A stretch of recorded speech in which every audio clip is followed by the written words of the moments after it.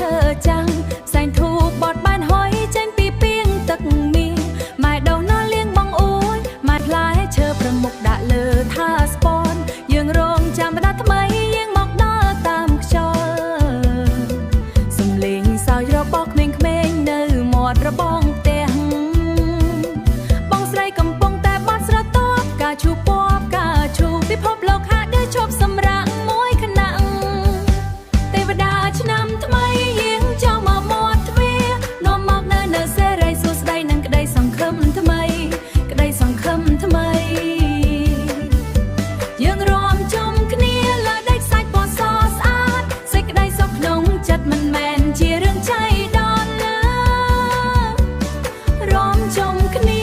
មួយស្មួយស្រីតូនស្លៀកពាក់សូត្រត្បាញដោយដៃ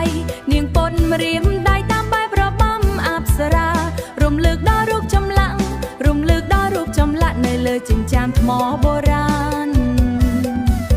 ក្បាច់រាំដែលបានបន្សល់ទុកជាច្រើនជំនាន់ម៉ែញឹមពេលឃើញកូនរាំយ៉ាងទន់ភ្លន់វាជាកម្លាំងដែលលាក់ខ្លួនក្នុងភាពល្វត់ល្វន់ការងារក្នុងផ្ទះដែលមិនដែលត្រូវបានគេសរសើរឥឡូវនេះបានក្លាយជាបទដ៏មានតម្លៃទេវតាឆ្នាំថ្មីយាងចង់មកមាត់ទ្វារនាំមកនៅសេរីសួស្តីនិងក្តីសង្ឃឹមថ្មីក្តីសង្ឃឹមថ្មីយើងរួមជុំគ្នាលើដេកសាច់ពណ៌សស្អាតសេចក្តីសុខក្នុងចិត្តមិនមែនជារឿងចៃដន្យឡើយរួមជុំគ្នា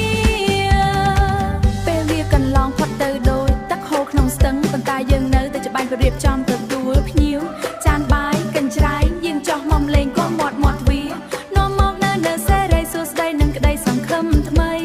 ក្តីសង្ឃឹមថ្មីយើងរួមជុំគ្នាសេចក្តីគ្នាពន្លឺថ្ងៃធ្លាក់តាបញ្ចប់ដោយភាពស្ងប់ស្ងាត់